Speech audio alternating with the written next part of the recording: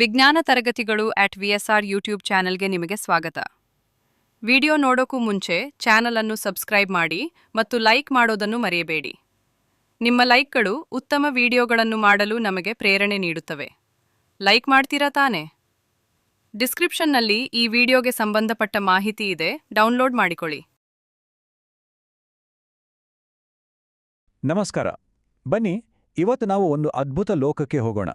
ನಮ್ಮ ಸುತ್ತಮುತ್ತ ಇರೋ ಪ್ರತಿಯೊಂದರ ಹಿಂದೆಯೂ ಇರುವ ಕಾರ್ಬನ್ ಸಂಯುಕ್ತಗಳ ಲೋಕ. ಈ ವಿಶ್ಲೇಷಣೆಯಲ್ಲಿ ಕಾರ್ಬನ್ ರಸಾಯನಶಾಸ್ತ್ರದ ಕೆಲವು ಮೂಲಭೂತ ತತ್ವಗಳನ್ನು ಅರ್ಥ ಮಾಡಿಕೊಳ್ಳೋಣ. ಹಾಗಿದ್ರೆ ಈ ಪಯಣದಲ್ಲಿ ನಾವು ಏನೆಲ್ಲ ನೋಡ್ತೀವಿ ಅಂತ ಒಂದು ಸಣ್ಣ ರೋಡ್ ಮ್ಯಾಪ್ ಇದು. ಮೊದಲು ಕಾರ್ಬನ್ ಸಂಯುಕ್ತಗಳ ಗುಣಗಳನ್ನು ನೋಡಿ, ನಂತರ ಅವುಗಳ ಕ್ರಿಯಾಗುಂಪುಗಳು ಮತ್ತು ರಾಸಾಯನಿಕ ಕ್ರಿಯೆಗಳ ಬಗ್ಗೆ ತಿಳ್ಕೊಂಡು, ಕೊನೆಗೆ ನಮ್ಮ ದೈನಂದಿನ ಜೀವನದಲ್ಲಿ ಕಾರ್ಬನ್ನ ಪಾತ್ರ ಎಂಥದ್ದು ಅಂತ ನೋಡೋಣ. ಸರಿ, ಮೊದಲನೇ ಭಾಗ ಶುರು ಮಾಡೋಣ. ಕಾರ್ಬನ್ ಸಂಯುಕ್ತಗಳ ಗುಣಗಳು. ಸಾಮಾನ್ಯವಾಗಿ ಕಾರ್ಬನ್ ಸಂಯುಕ್ತಗಳು ಕೋವೆಲೆಂಟ್ ಸಂಯುಕ್ತಗಳಾಗಿರ್ತವೆ. ಅಂದ್ರೆ ಅವು ಎಲೆಕ್ಟ್ರಾನ್ಗಳನ್ನು ಹಂಚಿಕೊಳ್ಳೋ ಮೂಲಕ ಒಂದಕ್ಕೊಂದು ಬಂಧದಲ್ಲಿರ್ತವೆ.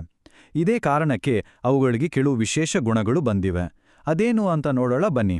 ಹಾಗಿದ್ರೆ ಈ ಕೋವೆಲೆಂಟ್ ಸಂಯುಕ್ತಗಳ ಸಾಮಾನ್ಯ ಸ್ವಭಾವ ಏನು? ಓಕೆ, ಮೊದಲನೇ ಪಾಯಿಂಟ್, ಇವುಗಳ ದ್ರವಣ ಮತ್ತು ಕುದಿಯುವ ಬಿಂದುಗಳು ಅಂದ್ರೆ ಮೆಲ್ಟಿಂಗ್ ಆ್ಯಂಡ್ ಬಾಯ್ಲಿಂಗ್ ಪಾಯಿಂಟ್ಸ್ ತುಂಬಾನೇ ಕಡಿಮೆ ಇರುತ್ತೆ. ಎರಡನೇದಾಗಿ, ಇವು ವಿದ್ಯುತ್ನ ಉತ್ತಮ ವಾಹಕಗಳಲ್ಲ. ಮೂರನೇದಾಗಿ, ಇವು ಆರ್ಗ್ಯಾನಿಕ್ ಸಾಲ್ವೆಂಟ್ಸ್ಗಳಲ್ಲಿ ಅಂದ್ರೆ ಸಾವಯವ ದ್ರಾವಕಗಳಲ್ಲಿ ಸುಲಭವಾಗಿ ಕರಗುತ್ತವೆ. ಮತ್ತು ಕೊನೆಯದಾಗಿ, ಇವುಗಳು ಸಾಮಾನ್ಯವಾಗಿ ತುಂಬಾನೇ ಮೃದುವಾಗಿರ್ತವೆ. ಓಕೆ, ಈಗ ಎರಡನೇ ಭಾಗಕ್ಕೆ ಹೋಗೋಣ. ಕ್ರಿಯಾಗುಂಪುಗಳು ಮತ್ತು ಶ್ರೇಣಿಗಳು. ಇಲ್ಲಿ ಕಾರ್ಬನ್ ಸಂಯುಕ್ತಗಳಿಗೆ ಅದರದೇ ಆದ ವ್ಯಕ್ತಿತ್ವ ಅಥವಾ ಪರ್ಸನಾಲಿಟಿ ಕೊಡೋದು ಯಾವುದು ಅಂತ ನೋಡೋಣ. ಒಂದು ಪ್ರಶ್ನೆ ಬರುತ್ತೆ. ಒಂದು ಕಾರ್ಬನ್ ಸಂಯುಕ್ತಕ್ಕೆ ಅದಕ್ಕೆ ಅಂತಾನೆ ಇರೋ ನಿರ್ದಿಷ್ಟ ರಾಸಾಯನಿಕ ಗುಣಗಳು ಹೇಗ್ ಬರುತ್ತೆ? ಯಾವುದರಿಂದ? ಇದೇ ಪ್ರಶ್ನೆ ನಮ್ಮನ್ನ ಮುಂದಿನ ಪ್ರಮುಖ ಕಾನ್ಸೆಪ್ಟ್ಗೆ ಕರ್ಕೊಂಡು ಹೋಗುತ್ತೆ. ಆ ಪ್ರಶ್ನೆಗೆ ಉತ್ತರನೇ ಕ್ರಿಯಾಗುಂಪು ಅಥವಾ ಫಂಕ್ಷನಲ್ ಗ್ರೂಪ್. ಸಿಂಪಲ್ ಆಗಿ ಹೇಳ್ಬೇಕಂದ್ರೆ, ಇದು ಆ ಕಾಂಪೌಂಡ್ನ ಬಿಹೇವಿಯರ್ನ ಕಂಟ್ರೋಲ್ ಮಾಡೋ ಮೇನ್ ಸ್ವಿಚ್ ಇದ್ದಾಗೆ. ಒಂದು ಅಣುವಿನಲ್ಲಿರುವ ಈ ಪರಮಾಣುಗಳ ಗುಂಪು ಆ ಸಂಯುಕ್ತದ ಎಲ್ಲಾ ರಾಸಾಯನಿಕ ಕ್ರಿಯೆಗಳಿಗೂ ಕಾರಣ ಆಗಿರುತ್ತೆ. ಇಲ್ಲಿ ನೋಡಿ, ಕೆಲವು ಇಂಪಾರ್ಟೆಂಟ್ ಫಂಕ್ಷನಲ್ ಗ್ರೂಪ್ಸ್ಗಳಿವೆ: ಕೀಟೋನ್, ಆಲ್ಡಿಹೈಡ್, ಕಾರ್ಬಾಕ್ಸಿಲಿಕ್ ಆಸಿಡ್, ಹಾಗೆ ಆಲ್ಕೋಹಾಲ್. ಪ್ರತಿಯೊಂದು ಗುಂಪು ಕೂಡ ಒಂದೊಂದು ಥರ. ಇವೇ ಆ ಸಂಯುಕ್ತಗಳ ಕ್ಯಾರೆಕ್ಟರ್ನ ಡಿಸೈಡ್ ಮಾಡೋದು. ಅದಕ್ಕೆ ಇದನ್ನ ಪರ್ಸನಾಲಿಟಿ ಡಿಫೈನಿಂಗ್ ಅಂಶಗಳು ಅಂತನೂ ಹೇಳ್ಬೋದು. ಇನ್ನೊಂದು ಇಂಟ್ರೆಸ್ಟಿಂಗ್ ಕಾನ್ಸೆಪ್ಟ್ ಇದೆ, ಅದು ಅನುರೂಪ ಶ್ರೇಣಿ. ಇದನ್ನೊಂದು ಕೆಮಿಕಲ್ ಫ್ಯಾಮಿಲಿ ಅಂತ ಕರಿಬೋದು. ಯಾಕಂದ್ರೆ ಈ ಫ್ಯಾಮಿಲಿಯಲ್ಲಿರೋ ಎಲ್ಲಾ ಮೆಂಬರ್ಸ್ಗೂ ಒಂದೇ ಕ್ರಿಯಾಗುಂಪು ಇರುತ್ತೆ. ಹಾಗಾಗಿ ಅವುಗಳ ರಾಸಾಯನಿಕ ಗುಣಗಳೆಲ್ಲ ಹೆಚ್ಚು ಕಡಿಮೆ ಒಂದೇ ರೀತಿ ಇರ್ತವೆ. ಸರಿ, ಈಗ ಕ್ಯಾರೆಕ್ಟರ್ಸ್ ಬಗ್ಗೆ ತಿಳಿತು. ಈಗ ಅವು ಆಕ್ಷನ್ಗೆ ಇಳಿದಾಗ ಹೇಗೆ ರಿಯಾಕ್ಟ್ ಮಾಡ್ತವೆ ಅಂತ ನೋಡೋಣ. ಇಲ್ಲಿ ಎರಡು ಮುಖ್ಯವಾದ ರಾಸಾಯನಿಕ ಕ್ರಿಯೆಗಳ ಬಗ್ಗೆ ಮಾತಾಡೋಣ. ಮೊದಲನೇದು ಆದೇಶನ ಕ್ರಿಯೆ ಅಥವಾ ಸಬ್ಸ್ಟಿಟ್ಯೂಷನ್ ರಿಯಾಕ್ಷನ್. ಹೆಸರಲ್ಲೇ ಇದೆ, ಒಂದರ ಜಾಗಕ್ಕೆ ಇನ್ನೊಂದು ಬಂದು ಕೂತ್ಕೊಳ್ಳೋದು. ಜಸ್ಟ್ ಒಂದು ಸಿಂಪಲ್ ಸ್ವ್ಯಾಪ್. ಈ ಉದಾಹರಣೆ ನೋಡಿ. ಇಲ್ಲಿ CH4 ಅಂದ್ರೆ ಮೀಥೇನ್ ಇದೆ. ಅದರ ಜೊತೆ Cl2 ಅಂದ್ರೆ ಕ್ಲೋರಿನ್ ರಿಯಾಕ್ಟ್ ಆದಾಗ ಆ ಕ್ಲೋರಿನ್ ಏನ್ ಮಾಡುತ್ತೆ ಅಂದ್ರೆ ಒಂದು ಹೈಡ್ರೋಜನ್ ಅನ್ನ ಓಡಿಸಿ ಅದರ ಜಾಗದಲ್ಲಿ ಸೇರ್ಕೊಳ್ಳುತ್ತೆ. ಇಷ್ಟೇ ಸಬ್ಸ್ಟಿಟ್ಯೂಷನ್ ರಿಯಾಕ್ಷನ್ ಅಂದ್ರೆ. ಎರಡನೇದು ಸಂಕಲನ ಕ್ರಿಯೆ ಅಥವಾ ಅಡಿಷನ್ ರಿಯಾಕ್ಷನ್. ಇಲ್ಲಿ ಏನಾಗುತ್ತೆ ಅಂದ್ರೆ, ಆಗ್ಲೇ ಡಬಲ್ ಬಾಂಡ್ ಅಥವಾ ಟ್ರಿಪಲ್ ಬಾಂಡ್ ಇರೋ ಒಂದು ಅಪರ್ಯಾಪ್ತ ಹೈಡ್ರೋಕಾರ್ಬನ್ಗೆ ಹೊಸ ಪರಮಾಣುಗಳು ಆಡ್ ಆಗ್ತವೆ. ಆಡ್ ಆದ್ಮೇಲೆ ಆ ಡಬಲ್ ಬಾಂಡ್ ಬ್ರೇಕ್ ಆಗಿ ಎಲ್ಲವೂ ಸಿಂಗಲ್ ಬಾಂಡ್ ಆಗ್ಬಿಡುತ್ತೆ.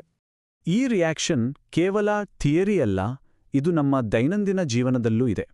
ತುಂಬಾ ಕಾಮನ್ ಆಗಿ ಕೇಳಿರೋ ವಿಷಯ ವನಸ್ಪತಿ ತುಪ್ಪ. ಸಸ್ಯಜನ್ಯ ಎಣ್ಣೆಗಳಿಗೆ ಹೈಡ್ರೋಜನ್ ಅನ್ನು ಆಡ್ ಮಾಡಿ ಅದನ್ನ ಗಟ್ಟಿ ಮಾಡ್ತಾರೆ. ಇಲ್ಲಿ ನಡೆಯೋದೇ ಈ ಎಡಿಷನ್ ರಿಯಾಕ್ಷನ್. ರೈಟ್, ನಮ್ಮ ಕೊನೆಯ ಭಾಗಕ್ಕೆ ಬಂದ್ವಿ. ಇಷ್ಟೊತ್ತು ಕಲ್ತಿರೋದು ನಮ್ಮ ಡೈಲಿ ಲೈಫ್ಗೆ ಹೇಗೆ ಕನೆಕ್ಟ್ ಆಗುತ್ತೆ ಅಂತ ನೋಡ್ಬೇಡ. ಎಥೆನಾಲ್, ಇದ್ರ ಬಗ್ಗೆ ಕೇಳಿರ್ಬೋದು. ಇದು ರೂಮ್ ಟೆಂಪರೇಚರ್ನಲ್ಲಿ ಲಿಕ್ವಿಡ್ ಫಾರ್ಮ್ನಲ್ಲಿರುತ್ತೆ. ಒಂದು ಒಳ್ಳೆ ದ್ರಾವಕ, ಹಾಗೆ ನೀರಿನಲ್ಲಿ ಚೆನ್ನಾಗಿ ಬೆರೆಯುತ್ತೆ. ಇದನ್ನ ಎಲ್ಲಿ ಉಪಯೋಗಿಸ್ತಾರೆ ಗೊತ್ತಾ? ನಮ್ಮ ಮನೆ ಹತ್ರದ ಮೆಡಿಕಲ್ ಶಾಪ್ನಲ್ಲಿ ಸಿಗ್ಬೋದು. ಟಿಂಚರ್ ಆಫ್ ಅಯೋಡಿನ್, ಕೆಮ್ಮಿನ ಸಿರಪ್, ಇನ್ನು ಹಲವಾರು ಟಾನಿಕ್ಗಳಲ್ಲಿ ಎಥೆನಾಲ್ ಇರುತ್ತೆ. Next, ಎಥನೋಯಿಕ್ acid. ಇದನ್ನ ಅಸಿಟಿಕ್ ಆಸಿಡ್ ಅಂತಾನೂ ಕರೀತಾರೆ.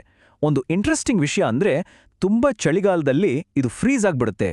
ಹಾಗೆ ಇದು ಒಂದು ದುರ್ಬಲ ಆಮ್ಲ, ಅಂದ್ರೆ ನೀರಿನಲ್ಲಿ ಪೂರ್ತಿಯಾಗಿ ಕರಗಲ್ಲ. ಸ್ವಲ್ಪ ಸ್ವಲ್ಪ H+ ಅಯಾನ್ಗಳನ್ನ ಕೊಡುತ್ತೆ ಅಷ್ಟೇ. ಓಕೆ, ಇದು ತುಂಬಾ ಇಂಪಾರ್ಟೆಂಟ್. Soaps versus detergents. ರಾಸಾಯನಿಕವಾಗಿ ಎರಡೂ ಬೇರೆ ಬೇರೆ. ಸೋಪ್ ಅದು ಗಡುಸು ನೀರಿನಲ್ಲಿ ಅಂದರೆ ಹಾರ್ಡ್ ವಾಟರಲ್ಲಿ ಸರಿಯಾಗಿ ಕೆಲಸ ಮಾಡಲ್ಲ. ಆದರೆ ಡಿಟರ್ಜೆಂಟ್ ಗಡುಸು ನೀರಿನಲ್ಲೂ ಚೆನ್ನಾಗಿ ನೊರೆ ಕೊಡುತ್ತೆ. ಆದರೆ ಪರಿಸರದ ವಿಷಯಕ್ಕೆ ಬಂದರೆ ಸೋಪ್ಗಳು ಬೆಟರ್, ಯಾಕಂದ್ರೆ ಅವು ಜೈವಿಕವಾಗಿ ವಿಘಟನೆ ಆಗ್ತವೆ. ಹೆಚ್ಚಿನ ಡಿಟರ್ಜೆಂಟ್ಗಳು ಹಾಗಲ್ಲ.